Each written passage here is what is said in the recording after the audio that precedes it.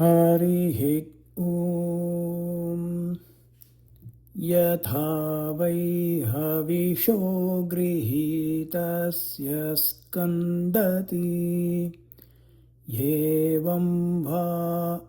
एतदश्वस्य स्कन्दति यत्प्रोक्षितमनालब्धमुत्सृजन्ति यदश्वचरितानि जुहोति सर्वहुतमेवैनं करोत्यस्कन्दाय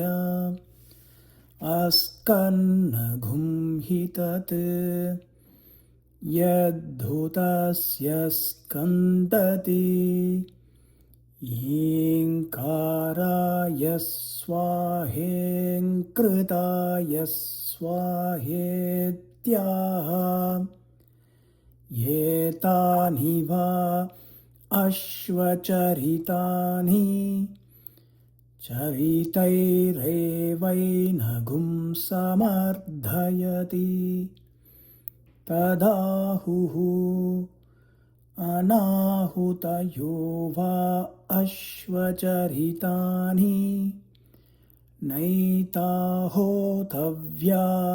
इति अथो खल्वाहुः होतव्या एव अत्र वावैवं विद्वानश्वमेधगुं सघस्थापयति यदश्वचरितानि जुहोति तस्माद्धोतव्या इति बहिर्धावा येन मेतदायतनाद्दधाति भ्रातृव्यमस्मै जनयति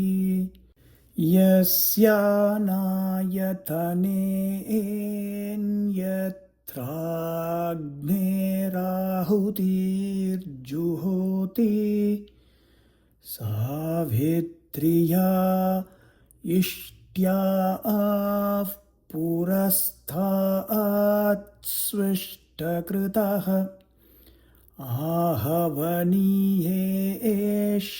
आहवनीयेष्वचरितानि जुहोति आयतन एवास्याहुतिर्जुहोति नास्मै भ्रातृव्यञ्जनयति तदाहुः यज्ञमुखे यज्ञमुखे होतव्या यज्ञस्य क्लृप्त्यै सुवर्गस्य लोकस्यानुख्यात्या इति अथो खल्वाहुः यद्यज्ञमुखे यज्ञमुखे जुहुयात् पशुभिर्यजमानं व्यर्थयेत् अवसुवर्गान् लोकात् पद्येत पापीयान् स्यादिति सकृदेव होतव्या न यजमानं पशुभिर्व्यर्थयति अभिसुवर्गं लोकं जयति न पापीयान् भवति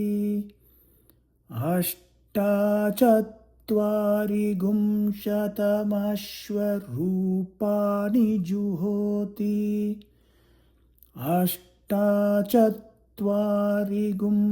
अष्टाचत्वारिगुंशदक्षरा जगति जागदोऽश्वः प्राजापत्यः समृद्ध्यै एकमतिरिक्तं जुहोति तस्मादेकः प्रजास्वर्धुकः विभुर्मात्राः प्रभुः पित्रेत्याह इयं वै माता असौ पिता आभ्यामेवैनं परिददाति अश्वोऽसि हयोऽसीत्याह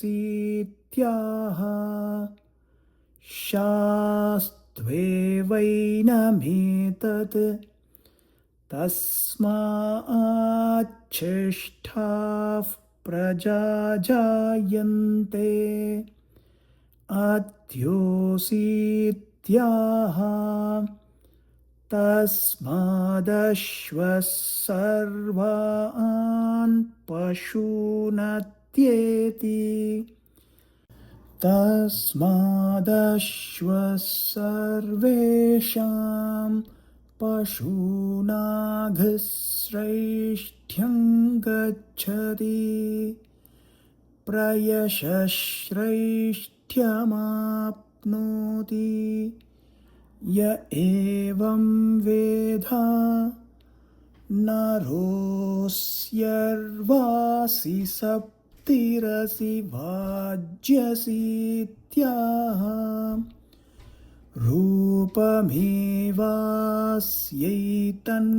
रूपमेवास्यैतन्महिमानं व्याचष्टे ययोर्नामासीत्याह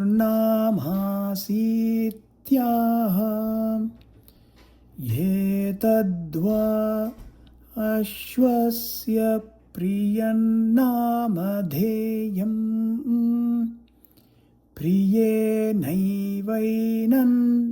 प्रियेनैवैनन्नामधेये नाभिवदति तस्मादप्यामित्रौ सङ्गत्या नाम्नाच्चेद्ध्वयेते मित्रमेव भवतः आदित्यानां पत्वान् विहित्याह आदित्यानेवैनं गमयति आग्नये स्वाहा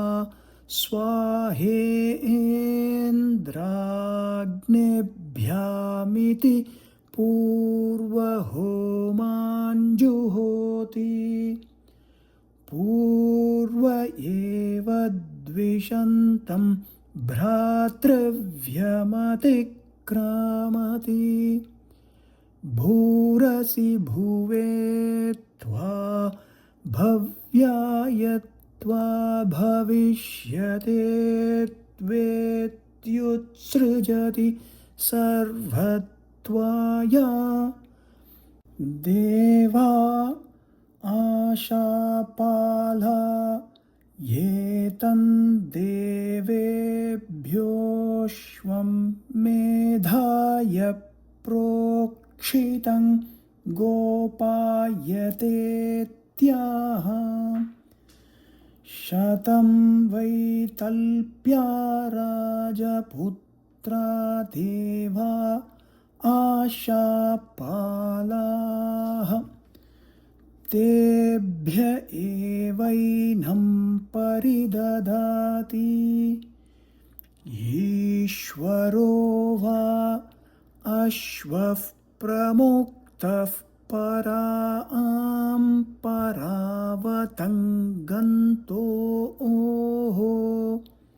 इह धृतस्वाहेह विधृतस्वाहेह रन्तस्वाहेह रमतस्वाहेति चतुर्षु पत्सु जुहोति एतावा अश्वस्य बन्धनं ताभिरेवैनं बध्नाति तस्मादश्वः प्रमुक्तो बन्धनमागच्छति तस्मादश्वः प्रमुक्तो बन्धनं न जहाति राष्ट्रं वा अश्वमेधः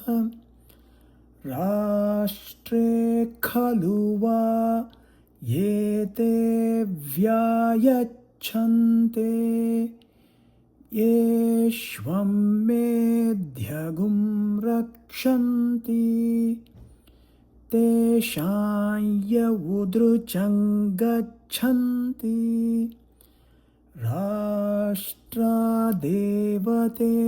राष्ट्रं गच्छन्ति अथ यवुदृचं न गच्छन्ति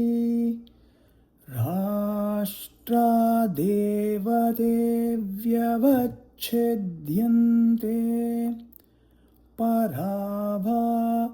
येष सिच्यते यो बलोऽश्वमेधेन यजते यदमित्रा अश्वं विन्देरन् हन्येथा अस्य यज्ञः चतुष्शता रक्षन्ति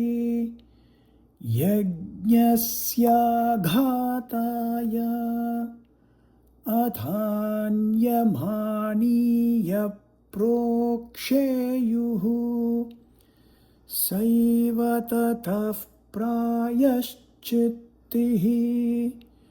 हरिः ॐ